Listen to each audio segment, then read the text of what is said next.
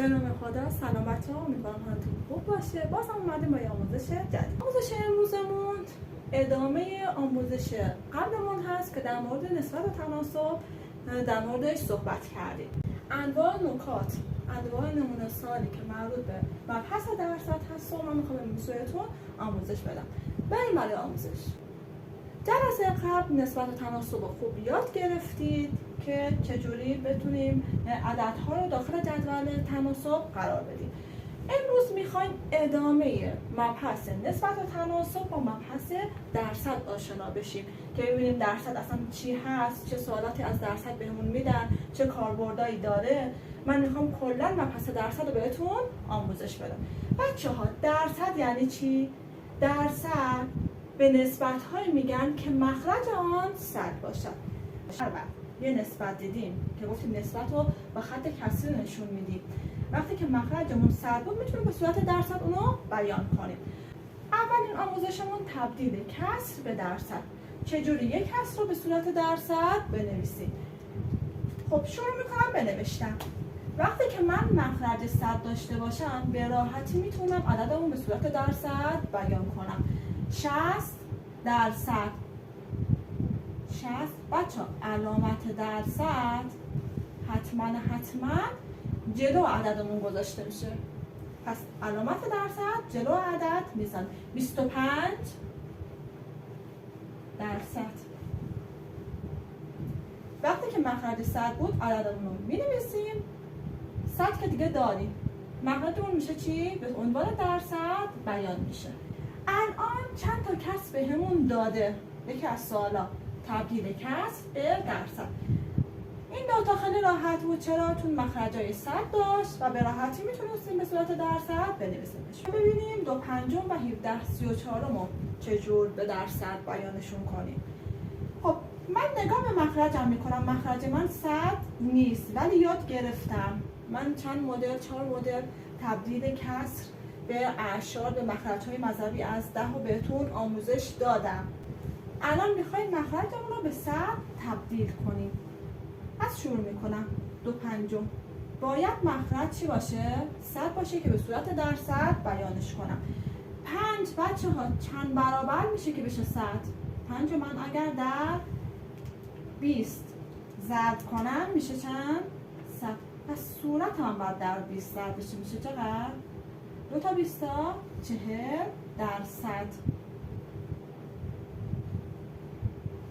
پس 2 پنجم باید کسر مساویشو بنویسم. دوباره با کسر مساوی سر و کار داریم.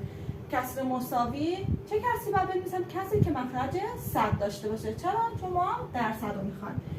17 34 این کدوم مدل بود؟ مدلی بود که مخرج 100 داره که بخوایم به صورت درصد بیانش کنیم. نمیدونم، نمیتونم 34 رو ضرب در یه عدد کنم به 100 تبدیلش کنم. مدل سوم بود که بعد چی کار میکردم؟ اول کسرم رو ساده میکردم، بعد مخرج رو به مضربی از 10 تبدیل میکردم. اول کار چی کار میکنم؟ کسرم رو ساده میکنم. 2 تا کسر به 17 ساده میشن. 17 به 17 میشه 1. 34 تقسیم بر 17 2 تا 17 تا میشه 34 تا. کسر 1 دوم الان من میتونم به صورت مخرجی از 100 اونو بنویسم. 2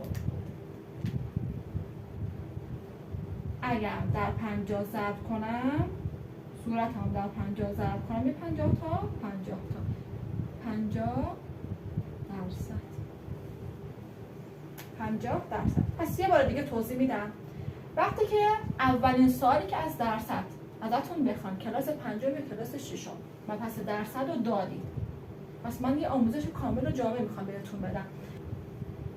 اگر مخرجمون 100 بود خیلی راحت عددمون رو می‌نویسیم، درصدم جلوش قرار میدیم.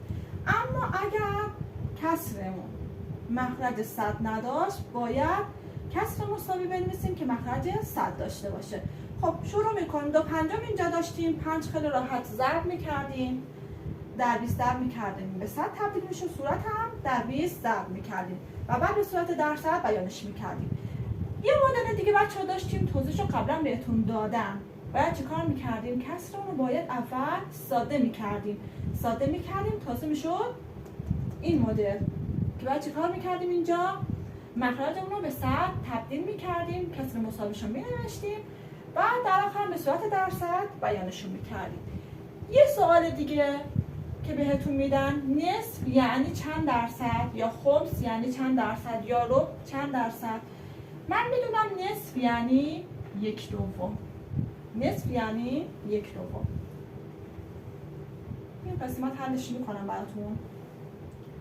1/2 رو باید به صورت درصد بنویسم. 2 چند برابر میشه؟ 2 تا 50 تا. یه 50 تا میشه 50 تا. میشه 50 درصد.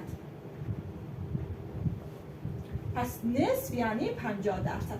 بچه ها نصف 100 هم میشه چی؟ 50. اگه بخواید به این صورت هم حل نکنید خیلی راحت میتونید بگید نصف 100 میشه چقدر؟ 50 درصد. خمس یعنی چند درصد؟ خمس یعنی چه کسری بود؟ 1/5. الان 1/5 رو به صورت درصد باید بنویسمش. 5 در 20 ضرب کنم میشه 100. پس صورت هم باید در 20 ضرب بشه. یه 20 تا 20 تا. خمس میشه 20 درصد. این از تبدیل کسر به درصد. الان چند تا درصد رو براتون می‌نویسم که برعکس بخوام تبدیلش کنیم به کسر. تبدیل درصد به کسر رو بنویسیم. درصد بهمون داده، بخوایم به کسر بنویسیم. خیلی راحته. باید چیکار کنیم؟ عددی که بهمون دادن رو صورت کسر می‌نویسم. 100 میشه مخرج کسر. عددی که بهمون میدن صورت کسر 30 درصد. 30 میشه صورت کسر و 100 هم میشه مخرجم. 21 درصد عددم میشه صورت کسر. 100 مخرج کسر. در هر شکل نسبت خانه های رنگی به کل را به صورت اعشار، کسر و درصد نمایش دهید. این یه سوال کامل هست. شکل بهمون داده، باید کسرشو بنویسم، به صورت اعشار بنویسم و به صورت درصد اونو نمایش بدم. خب اول بچه‌ها بگید ببینم چه کسری رنگ شده؟ قسمت خانه های رنگی به کل. یعنی باید کسرش رو بنویسم. 1/2 از 2 تا خونه یه دونش رنگ شده. 1/2. خب بچه ها من وقتی که بخوام به اعشار و به درصد تبدیلش کنم باید مخرجم چی باشه؟ 100 باشه. باید مخرجم 100 باشه. خب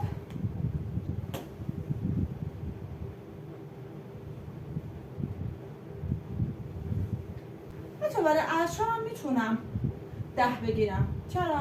چون باید برای اعشار مضربی از 10 باشه. ولی چون میخوایم دیگه درصد هم نشون بدیم اشکالی نداره. با عدد 100 اونو در نظر میگیریم. 2 در چی ضرب میشه؟ میشه 100 در 50. پس یکم در 50 ضرب میکنم. 50 50. پس کسر مساویشو نوشتم.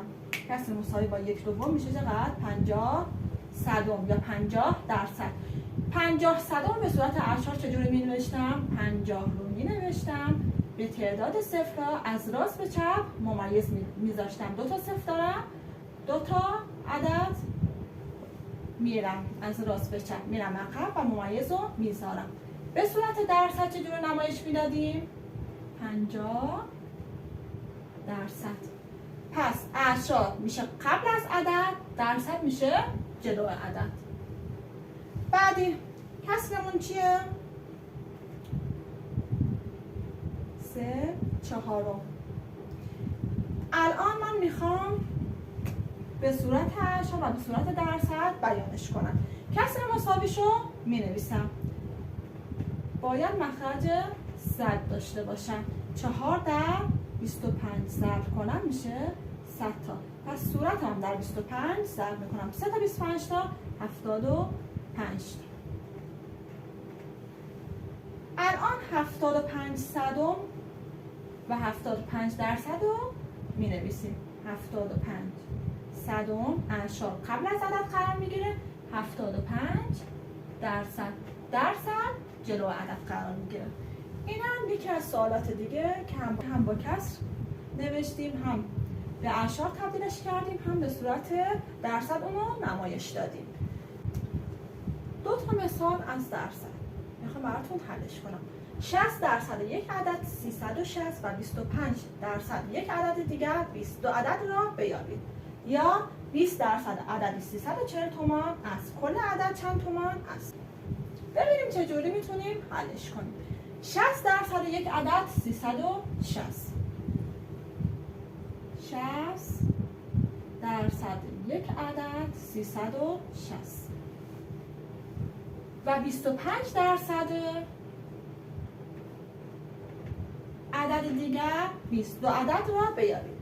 بچه ها برای تناسب گفتیم برای ما خیلی مهمه که عدد رو کجا قرار بدیم. عدد رو کجا؟ من الان میخوام بدونم 360 رو روبروی 100 قرار بدم یا روبروی 25 یا 20 رو روبروی 60 قرار بدم یا روبروی 100. و میتونم به صورت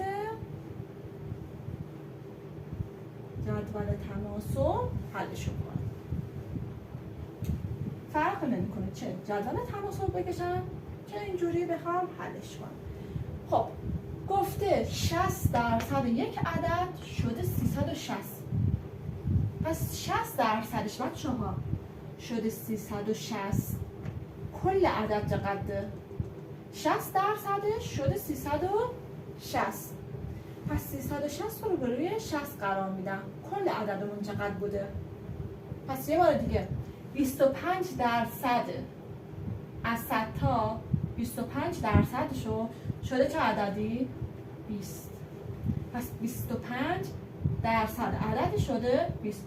کل عددمون میخواد ببینیم چقدره. پس اینجا کل عدد رو نداریم. 60% شده 360. عددمون چی بوده؟ کلمون چقدر بوده؟ خب چجوری حلش میکنیم؟ گفتیم بهترین روش اینه که به صورت پروانه اونو حلش کنیم. چرا؟ چون اینجا میتونم بگم 60 در چی ضرب شده 360، اما 25 رو نمیتونم بگم. حالا عددمون بزرگتر به کوچکتر هم تبدیل شده، نمیتونم بگم تقسیم بر چی شده 20. پس چه بهتره که به صورت پروانه اونو حلش کنیم. اونی که رو برای علامت سوال قرار داره میره کجا؟ مخرجم. 60 میره مخرج. این دوتا در هم ضرب میکنم. 100 در 360 ضرب میکنم. خب شروع میکنم ساده کردن. سری صفرها رو ساده میکنم. یه صفر با یه صفر ساده میشه. 6 و 36. 6 تقسیم بر 6 1. 36 تقسیم بر 6 6. 600 تا 600. پس کل عددم چقدر بوده؟ 600 تومن بوده که 60% شده 360 تومن. بعدی چجوری حل میکنیم؟ دوباره اونی که روبروی علامت سوال میره مخرج. 100 رو در 20 ضرب میکنیم. 25 و 20 دوتاشون بر 5 ساده میشن. بر 5 5 تقسیم بر 5 4. بچه هنوز ساده میشه. 5 و 100. 5 تقسیم بر 5 1. 100 تقسیم بر 5 20. 20 تا 5 تا 100. خب الان دیگه باید چی کار کنم؟ ضرب کنم. مخرجم که شد 1. 20 در 4 ضرب کنم چه چقدر؟ 80. پس وقتی که بهمون بدن 25% عدد 20 عددمون چند بوده به راحتی میتونیم با جدول تناسب اونو حلش کنیم. سوال بعدمون 20% عدد 340 تومان است. 20% عددی 340 تومان است. کل عدد خب با تناسب حلش میکنه به صورت پروانه‌ای. اونی که روبروی علامت سوال میره مخرج کسره. 100 ضرب در 340.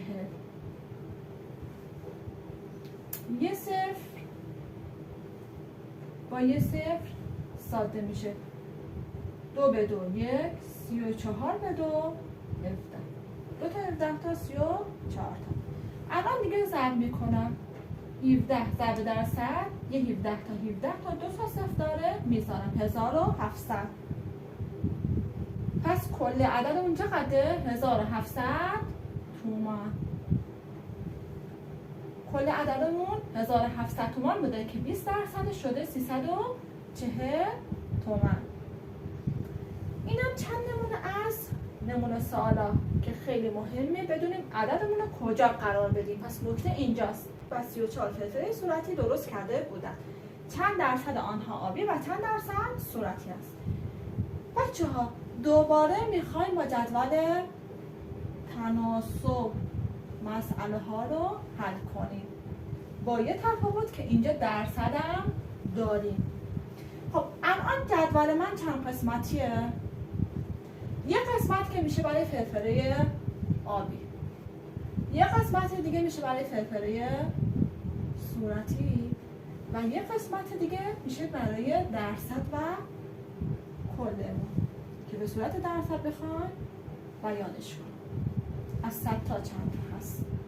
پس یه بار دیگه وقتی که بخوایم بدونیم جدولمون چند قسمتی هست نگاه میکنیم. یه قسمت ازمون چی خواسته؟ چند درصد آبی چند درصد صورتی.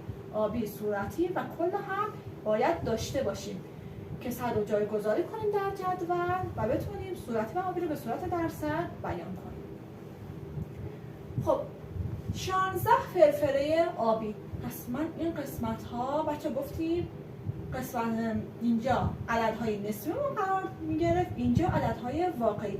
عددهای واقعی عددهایی است که به صورت درصد ازمون خواسته. اینجا نداریم چند درصد صورتی یا چند درصد آبی. پس اینجا 16 اینجا قرار میگیره. 34 درصد کجا قرار میگیره؟ قسمت درصدام این ستون هست. پس این ستون درصدای من هست که از 100 تا چند تا آبی و چند تا صورتی. خب حل میکنم. اینجا کلا میشه چقدر؟ جمع آبی و صورتی. جمع آبی و صورتی میشه چند تا؟ 16 تا با 34 تا میشه 50 تا. از 50 تا 34 تا فرفر صورتی بود، 16 تا هم آبی.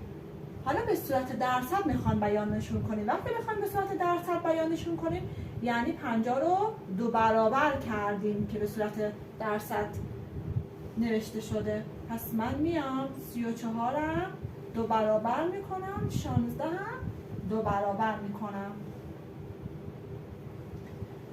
2 تا 16 تا 32 تا 2 تا 34 تا 2 4 تا 8 تا 2 3 تا 6. الان 32 با 68 میشه 100. چند درصد بچه ها شد فرفره آبی؟ 32 درصد فرفره آبی، 68 درصد فرفره صورتی. پس از 100 تا 68 تا صورتی شد، 32 تا آبی به صورت درصد بیان شد. پس یادتون نره که 100 کجا قرار میگیره. الان یه سوال دیگه حل میکنیم که خوب ملکه ذهنتون باشه. فرزاد 4/5 کتابی را خوانده است. چند درصد خوانده و چند درصد نخوانده است؟ پس چند درصد خوانده، چند درصد نخوانده، درصد هم که داریم پس جدولم 3 قسمتی میشه. چند درصد خوانده، چند درصد نخوانده و اینجا کل که به صورت درصد میخوایم بیانش کنیم. 100 رو که می نویسم. 4/5 کتابی را خوانده است. یعنی بچه ها از 5 تا چقدر خونده؟ 4 تا. از 5 تا کلمون 5 تا هست. 4/5 یعنی از 5 قسمت کتاب 5 قسمتی کرده 4 تاش خونده. چه قسمتی بچه ها نخونده؟ یه دونه رو یه قسمتی نخونده. پس برای بچه ها جدول تناسب یا درصد مهم اینه که بدونیم عدد رو کجای جدول قرار بدیم. وگرنه محاسبه کردنش دیگه خیلی راحت هست، میتونه اونو حساب کنیم. پس یه بار دیگه بهتون میگم وقتی که به صورت کسری بیان میشه مخرج کسرمون کلمون هست 4/5 کل میشه چی؟ 5. 4 تا خونده یه دونه نخونده میشه که میشه 5/5. از 5 تا 4 تا خونده یه دونه نخونده. الان خیلی راحت حلش میکنیم. 5 در 20 ضرب شده 1 در 20 ضرب میکنیم 4 در 20 به 20 80% خونده شده 20% نخوانده. پس از 100 تا 80 تا خوانده شده 20% نخوانده. یا میتونید هم سریع 4/5 به صورت 100 بیانش کنید. ضرب در 20 میشه 80. میگیم 80% خوانده شده. چند درصد نخوانده؟ 80. از 100 که برداره چقدر دیگه میمونه؟ 20%. ولی شما از اول داخل جدول قرارش بدید که همه سوالا رو بتونید راحت حلش کنید و همون جدول پیش برید. ولی بازم اگر کسی اینجوری هم حل کرد هیچ مشکلی نداره که در آخر بیایم 100 و منهای 80 کنیم میشه چقدر؟ 20% نخوانده. در یک کارگاه بافندگی از نوع نخ استفاده می شود که روی بسته های آن نوشته شده 65% نخ مصنوعی و 35% پشم.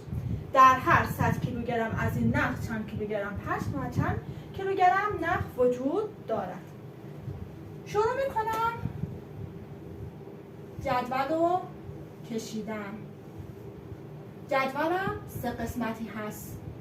یک قسمت برای نخ مصنوعی، یک قسمت برای پشم. اینجا هم که کل و درصد رو بیان کرده. الان میخوام ببینم عددا رو کجا قرار بدم. بچه ها اینجا 65% رو به همون داده. گفته 65% نخ مصنوعی، 35% پشم. در هر 100 کیلوگرم چقدر نخ و پشم وجود داره که به صورت درصد بیان شده. پس اینجا ستون درصد رو به همون داده. اول در هر 100 کیلوگرم، اینجا کلمون در هر 100 کیلوگرم میخوایم ببینیم چقدر نخ و چقدر پشم وجود داره. 65% نخ مصنوعی. پس ستون درصد نخ مصنوعی 65 نوشته میشه. 35% هم پشم. اینجا هم که درصدمون هست از 100 تا 35 تا پشم و 65 تا نخ مصنوعی وجود داره. الان میخوایم کیلوگرم هر کدوم رو به دست بیاریم. در هر 100 کیلوگرم شروع میکنیم به حل کردن. یه نکته، وقتی که این قسمت درصد رو بهتون داده بخواد ستون نسبت هاشو یا عددا رو کامل کنیم باید چی کار کنیم؟ برعکس ضرب میشه چی؟ تقسیم کنیم. اینجا اگر این ستون رو بهمون داده بود درصدا رو میخواست ضرب میکردیم، ولی برعکسش باید چیکار کنیم؟ تقسیم. وقتی که ستون درصدا رو بهمون داده 100 تقسیم بر 100 میشه چی؟ 1. پس 35 هم تقسیم بر 1 میکنیم، 65 هم تقسیم بر 1. 35 تقسیم بر 1 35، 65 تقسیم بر 1 65 که 65 به 35 میشه چند تا؟ 100 تا. حتما مرحله آخر جمع و انجام بدید که کلا که ببینید درست حساب کردید. پس محاسباتی که انجام دادید درست. این هم یه نمونه سال دیگه که نکته داشت. الان قسمت درصدامون کامل شده بود، باید این ستون رو کامل می‌کردیم. 2 تا مثال دیگه با 2 تا نکته دیگه از درصدا حلش کنیم. 20% یک ساعت چند دقیقه است؟ 20% یک ساعت چند دقیقه است؟ بچه الان میتونیم به صورت جدول تناسب میکشیم، فرق نمیکنه. خب هر یک ساعت چند دقیقه هست بچه؟ هر یک ساعت 60 دقیقه. 20% میشه چقدر؟ هر یک ساعت 60 دقیقه هست. الان میخوایم 20% رو حساب کنیم. ساعت بزرگتره پس روبروی 100 قرار میدم. اینجا ساعت قرار داره، اینجا میشه چی؟ دقیقه. پس 60 رو روبروی 100 قرار میدم. یک ساعت 60 دقیقه هست. خب شروع میکنیم به حل کردن. به صورت پروانه‌ای حلش میکنیم. اونی که روبروی علامت سوال هست میره کجا؟ مخرج کسرمون. 20 رو در 60 ضرب میکنیم و شروع میکنیم به ساده کردن. یه صفر با یه صفر زده میشه یه صفر با یه صفر 2 6 تا 12 تا. پس 20% یک ساعت چند دقیقه است؟ 12 دقیقه. سوال بعدمون که برای نسبت ها هم یه همچین سوالی رو حل کرد. یه نمونه دیگه رو حل کنیم. نسبت طول یک زمین مستطیلی به عرض 5:2 است. محیط این زمین 280 متر است. طول و عرض را حساب کنید و مساحت. پس اینجا علامت سوال نیست. طول و عرض یه قسمت سوال هست که ازتون خواسته، مساحت هم یه قسمت دیگه. من میام جدولمو چند قسمتی میکشم بچه ها. 3 قسمتی: طول، عرض، محیط. طول، عرض، محیط. طول داده چند؟ نسبت بهمون داده. مقدارهای نسبی، مقدارهای واقعی. این قسمت هم عددامون بود، درصد اگه درصد بود. پس نسبت 5:2. محیط این زمین 280 متر. 280 متر. واحد اندازه‌گیری شد داده. گفتیم قسمت واقعیمون میاریم نه قسمت های نسبیمون. حالا شروع میکنیم. نکته چی بود؟ من اینجا نمیام بگم 5 به اضافه 2 میشه 7 تا. محیط مستطیل طول به اضافه عرض ضرب در 2. طول به اضافه عرض میشه چی؟ 5 به اضافه 2 ضرب در 2. 5 به اضافه 2 7. 7 2 تا 14. پس وقتی که این دو عدد رو با هم جمع کردم در یه 2 باید ضرب بشه که کامل براتون توضیحشو دادم چون محیط خاصه. خب 14 در چی ضرب شده 280؟ صفر رو که میذارم 14 تا 2 تا که میشه ضرب در 20 شده. در 20 ضرب شده. پس 2 رو هم در 20 ضرب میکنم. 5 هم در 20 ضرب میکنم. 2 تا 20 تا 40 تا. 5 تا 20 تا 100. 100 تا با 40 تا 140 تا ضرب در 2 تا میشه 280 تا. پس طول و عرضم شد چقدر؟ طولم شد 100، عرضم شد 40. پس من اگه یه مستطیل داشته باشم طول 100 عرض 40. 2 تا عرض دارم 2 تا طول. یه طول و عرض اگه با هم جمع کنم ضرب در 2 کنم محیط رو به دست میارم. مساحت میشه چی؟ طول ضرب در عرض. پس من وقتی که مقدار واقعیش رو به دست بیارم خیلی راحت طول و عرض رو در هم ضرب میکنم، مساحت رو به دست میارم. مساحت شد چقدر؟ 4000. 40% ضرب میکنم.